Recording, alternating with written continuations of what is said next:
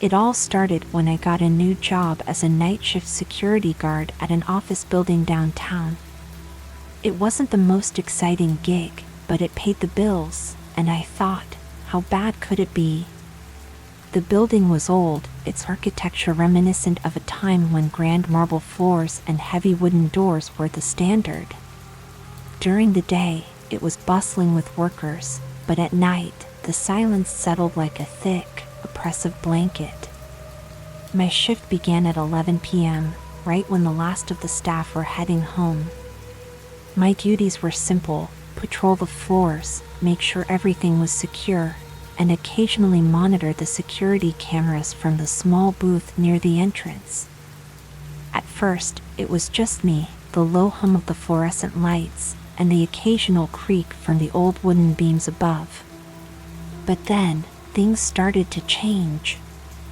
The first sign that something was off came during my second week. I was doing my usual rounds, walking down the long hallway on the 9th floor. It was a dead end, with rows of cubicles and empty desks. As I turned to head back, I saw something move out of the corner of my eye. Just a shadow, slipping behind one of the cubicle walls. I froze, my flashlight beam steady as I scanned the area. There was nothing there, just silence and darkness. I shrugged it off, telling myself that my mind was playing tricks on me. But deep down, a cold shiver settled in my chest. A few nights later, I heard the sound. It was like a whisper, faint and almost lost in the hum of the air conditioning. At first, I thought it might be the wind or a draft coming through the old windows. But as I stood there, straining my ears, I realized it was more than that: words, muffled and indistinct, like someone trying to speak through a wall. I followed the sound down the hall, past empty offices with half-drawn blinds. It led me to the break room. The break room was small, with a single window that overlooked the alley. I pushed open the door, half expecting to find one of the cleaning crew lingering behind. But the room was empty, the chairs neatly tucked under the table. The whispering stopped as soon as I stepped inside. My skin prickled, but I tried to laugh it off. "Get a grip, man," I muttered to myself. I turned to leave, but then I heard it again, right behind me, a low, breathy voice. "Leave." I spun around, flashlight in hand, but there was no one there. My heart pounded in my chest, and I backed out of the room, shutting the door behind me. I went straight back to the security booth and spent the rest of my shift glued to the monitors, jumping at every shadow the cameras picked up. When the morning crew arrived, I practically bolted for the exit. As the weeks passed, the occurrences became more frequent. Lights would flicker as I walked past, and I'd hear footsteps in the hallways when I was sure I was alone. But the worst part was the figure. It started as just a fleeting shadow, but soon it became more distinct, a tall, dark silhouette standing at the end of the corridor, just beyond the reach of my flashlight. I'd blink, and it would be gone. But the feeling of being watched lingered, cold and heavy on my shoulders. One night, I brought it up to Tom, the morning security guy. He laughed it off at first, but then he grew serious. "You're not the first one to see things here, you know. A few years back, a janitor quit because he kept hearing a woman crying on the 9th floor. He swore he saw her face in the reflection of the vending machine glass. Management chalked it up to stress and overwork. But, between you and me, this place has always been strange at night. After that, I couldn't shake the feeling that I wasn't alone in the building. Every time I turned a corner, I half expected to see that shadowy figure waiting for me. I started dreading my shifts, but I needed the paycheck too much to quit. The breaking point came one stormy night in November, The rain battered against the windows, and the power flickered in and out, plunging the hallways into darkness. I was patrolling the 9th floor again when I heard it, the unmistakable sound of a woman sobbing. It echoed down the hallway, growing louder with each step I took. My mouth went dry, but I forced myself to follow the sound. It led me to the corner cubicle, where I'd first seen the shadow. I shined my flashlight over the desk, and that's when I saw it, deep scratches gouged into the wood, like someone had dragged their nails across the surface. My heart was racing, my breath coming in short gasps. And then, the lights went out completely. The darkness swallowed me whole, so thick I couldn't see my own hand in front of my face. I fumbled for my phone, using its screen to cast a weak glow. That's when I saw her. She was standing just a few feet away, her face pale and hollow, eyes sunken and filled with a sorrow so deep it felt like it was pulling me in. Her mouth moved, but no sound came out, just that horrible, gasping whisper. I backed away, stumbling over a chair, my flashlight slipping from my grasp. It rolled across the floor, casting wild, spinning beams of light across the walls. "Help me," she mouthed, her voice barely a breath in the air. I wanted to run, but my legs felt like lead. The air around me grew colder, and I could see my breath fogging up the air. And then, her expression twisted into something else, anger, desperation, a hunger that sent ice-cold fear rushing through my veins. She took a step toward me, her fingers claw-like, reaching out. I finally found my voice and screamed. The lights flickered back on, and she vanished, leaving me gasping on the floor, drenched in sweat. I scrambled to my feet and bolted down the stairs, nearly tripping in my panic. I didn't stop running until I was outside, the rain pouring down on me, washing away the lingering chill of her presence. And that's where I'm going to leave you tonight, folks. If you thought that was terrifying, just wait, there's more to this story that I'll share in the next video. You won't believe what I found out about the building's history, and trust me, things only get darker from here. So, hit that subscribe button, and turn on the notification bell so you don't miss part 2. Until next time, stay safe, and watch your back. After that night, I thought about quitting. But the rent was due, and there aren't many job options when you're working the graveyard shift. So, I went back. The next few nights were quiet, too quiet, like the building was holding its breath. But every time I walked past that corner cubicle, a chill crawled up my spine. I couldn't shake the memory of her face. The way she mouthed helped me like she was trapped in some kind of eternal suffering. Then, one night, I found an old file tucked behind a cabinet in the security booth. It was covered in dust, yellowed with age, and filled with incident reports, missing items, strange noises, and complaints from employees about seeing shadows in the corners of their eyes. But one report, in particular, caught my attention. It was dated 10 years ago, about a woman named Sarah Jenkins, an employee who worked late hours just like me. She was found dead in that very same break room, her face twisted in a silent scream, fingers bloodied from scratching at the floor. The official cause of death was a heart attack, but the report noted something strange, scratch marks on the walls and a faint whispering heard by the first responders. A chill ran through me as I read those words. The break room. The whispers. It all started to make sense. Or at least, as much sense as these kinds of things ever do. I decided to look deeper. One night, I brought a voice recorder, hoping to capture whatever was haunting the place. Yeah, I know, classic horror movie mistake, right? But curiosity got the better of me. I set it up on the 9th floor, right near the break room door, and hit record. I went about my rounds, pretending not to notice the shadows shifting out of the corner of my eye. Around 2 a.m., I returned to the recorder, hoping for, I don't know, maybe nothing.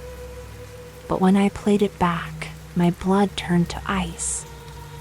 At first, there was just static, and then a soft sobbing, almost drowned out by the white noise. A woman's voice, barely a whisper, but unmistakable. Please, he's here, he's watching. My heart hammered in my chest as I listened, the words looping over and over. Please, he's here, he's watching. I rewound the tape, straining to hear anything else. And then, through the crackle, a low, gravelly voice cut in, so clear that it sounded like it was right next to my ear. Get out. I dropped the recorder, the sound echoing through the empty hallway.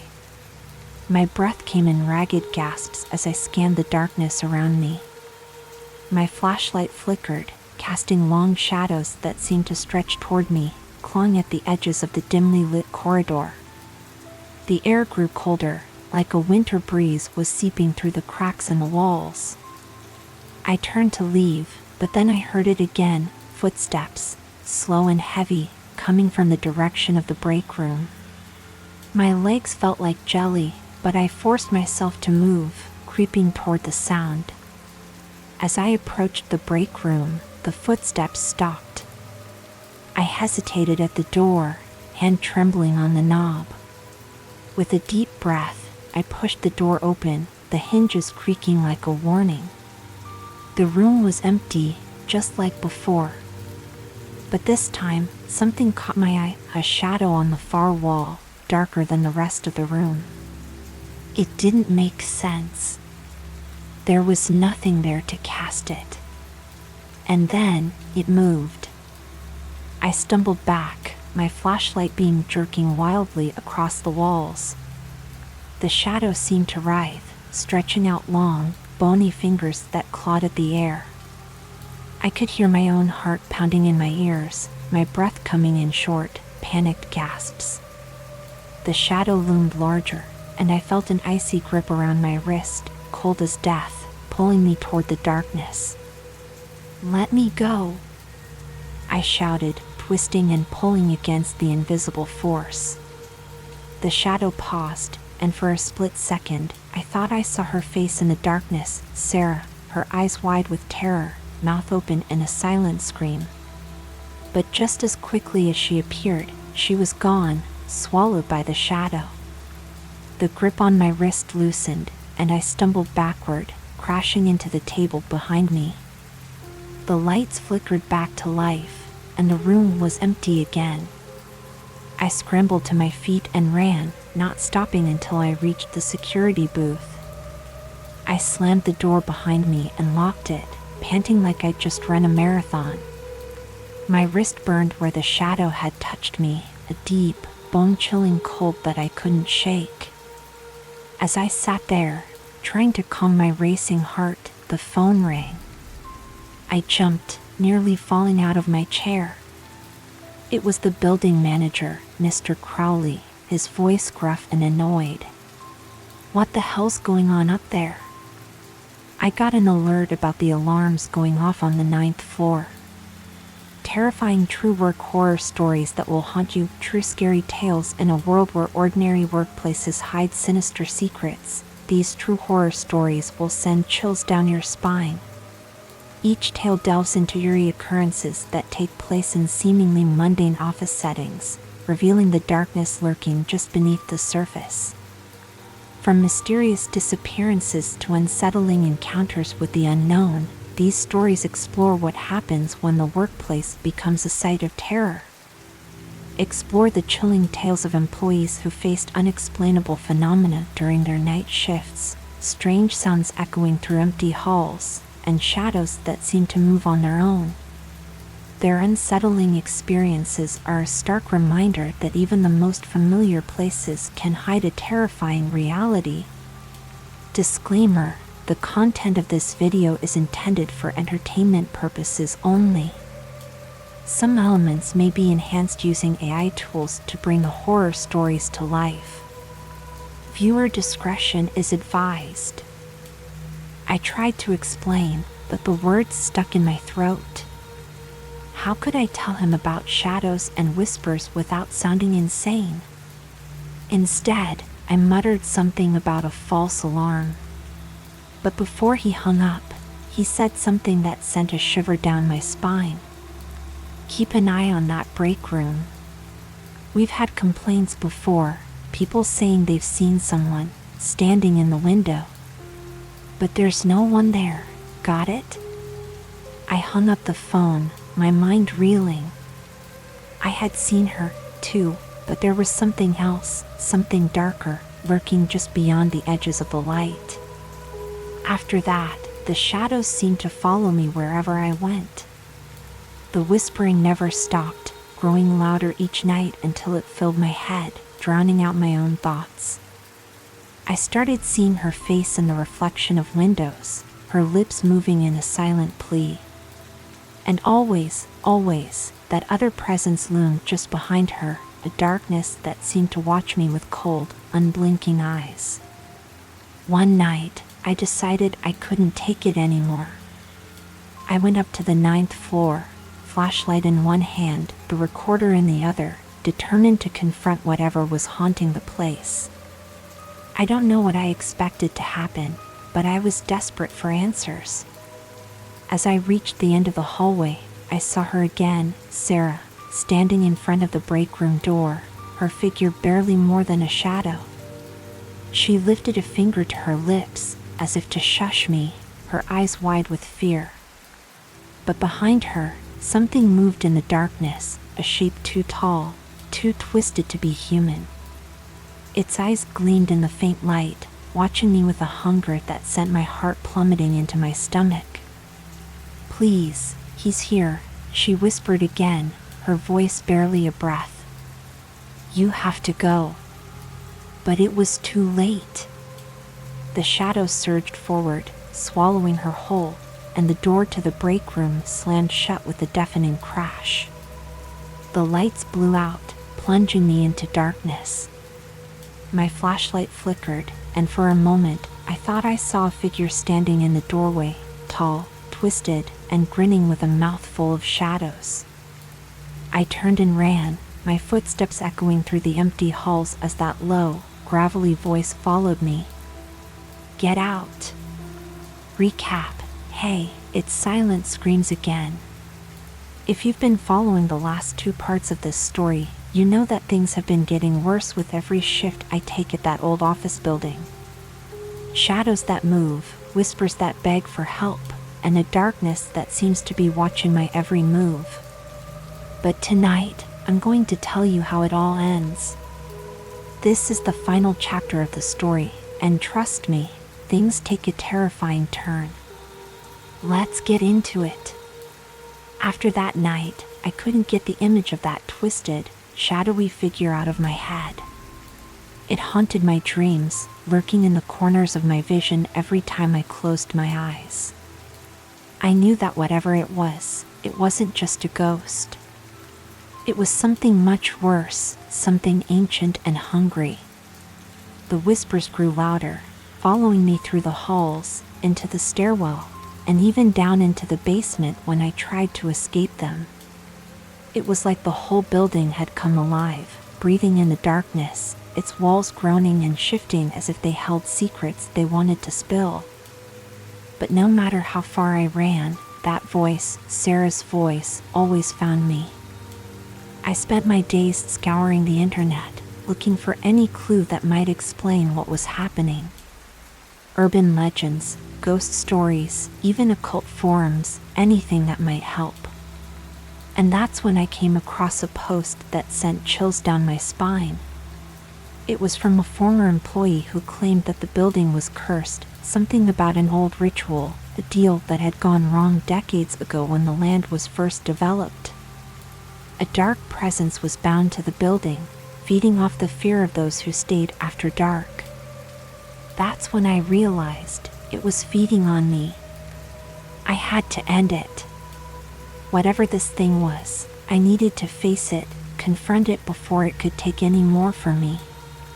Armed with my flashlight, the voice recorder, and a bottle of salt, because the internet said it might work, I returned to the building one last time. This time, I brought a crowbar too. I wasn't sure if I believed that physical weapons could hurt whatever this was, but it made me feel less helpless. As soon as I stepped into the lobby, I felt it. A shift in the air, like the building was holding its breath, waiting for me. The lights flickered above, casting long shadows that seemed to stretch toward me, fingers clawing at the walls.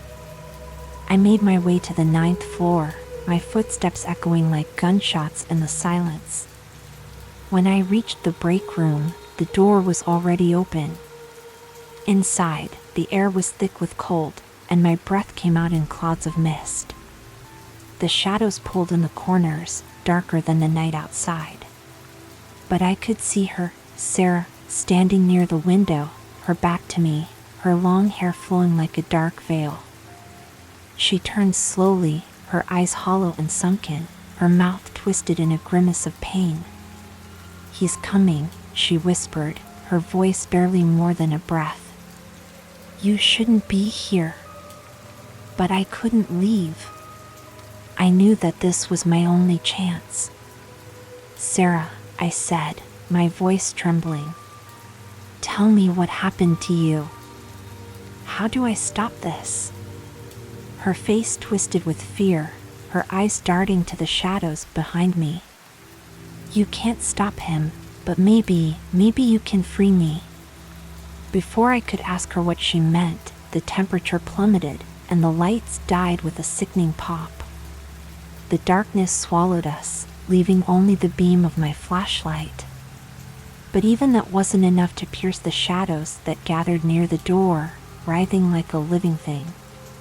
And then I heard it, a low growl that rumbled through the walls, vibrating through my bones. I turned to the doorway, and there it was, tall, twisted, its form barely human. Its eyes glowed with a pale, sickly light, and its grin stretched far too wide, revealing teeth that were sharp and jagged. It stepped forward, its feet making no sound, gliding over the floor like a shadow come to life. "Who are you?" I shouted, backing up until I hit the cold glass of the window. My fingers gripped the salt bottle, but my hands were shaking too much to open it. The figure didn't answer. Instead, it reached out, its fingers elongating, stretching across the room toward me. I could feel the cold emanating from it, freezing the air around me, turning my breath to ice. I hurled the salt at it, scattering the crystals across the floor. For a moment, the darkness recoiled, hissing like steam on a hot stove. The figure's grin faltered, and Sarah's voice whispered in my ear, urgent and desperate. "Break the circle. Break the seal." I had no idea what she meant, but then I saw it, a faint marking on the floor beneath the shadows, an old symbol carved into the wood, hidden beneath years of dust. The crowbar felt heavy in my hand, but I swung it down with everything I had, splintering the wood, breaking the symbol apart. The effect was immediate. The shadows shrieked, a sound so high-pitched that it felt like nails scraping against my skull. The figure lunged at me, but it seemed to falter, its form flickering like a dying light. Sarah let out a gasp, her form shimmering, as if she were fighting against the darkness that bound her. "Thank you," she whispered, her face softening, a tear slipping down her hollow cheek. And then, she was gone, fading into the mist, leaving behind a lingering warmth in the air. But the shadow wasn't finished. It let out a roar of rage, lunging at me with renewed fury. I swung the crowbar wildly, but it passed through the darkness like it wasn't even there. I knew I couldn't fight it, not directly. So, I did the only thing I could think of. I turned and ran, sprinting down the hallway, the shadow chasing me, its growl filling the air like thunder. My legs burned, my lungs heaving with each breath, but I didn't dare look back. I could feel it behind me, its icy breath brushing the back of my neck. I reached the stairwell and hurled myself down the steps, my flashlight bouncing wildly in my hand. The shadow was close, too close. I could feel its cold fingers brushing against my back, trying to drag me down into the darkness. But then, I saw it, light, the first rays of dawn streaming through the windows near the lobby. I burst through the front doors, stumbling out into the morning light, collapsing onto the sidewalk. The shadow halted just inside the doorway, hissing as the sunlight struck it. Its form writhed, twisting and contorting, unable to cross the threshold. For a moment, it seemed to shrink, its edges fraying like smoke in the wind. And then, with one final, ear-splitting shriek, it dissolved into the shadows, disappearing into the darkness of the building. I lay there, panting, my heart hammering in my chest. The morning light felt warm on my face, a stark contrast to the icy grip of the shadow that had haunted me for weeks. I looked up at the building, its windows reflecting the dawn, and for a moment, I thought I saw her, Sarah, standing on the 9th floor, her hand pressed against the glass, a faint smile on her lips. I never went back to that building. I quit the next day, left my badge and uniform on the manager's desk, and walked away without a second glance. But sometimes, in the dead of night, I still hear that whisper, Sarah's voice, carried on the wind, thanking me for setting her free. The building remains, its windows dark and empty, a shadow in the heart of the city. But I know that whatever haunted those halls is still there, waiting for the next poor soul who wanders in after dark. And if you ever find yourself walking past that place, you might just catch a glimpse of a shadow in the window, watching you with cold, hungry eyes. And that's the end of the story, folks. I hope it kept you on the edge of your seat. If you enjoyed this series, don't forget to like, subscribe, and share with your friends. And remember, if you ever find yourself working late at night, keep an eye on those shadows. You never know what might be watching. Until next time, this is Silent Screams, signing off.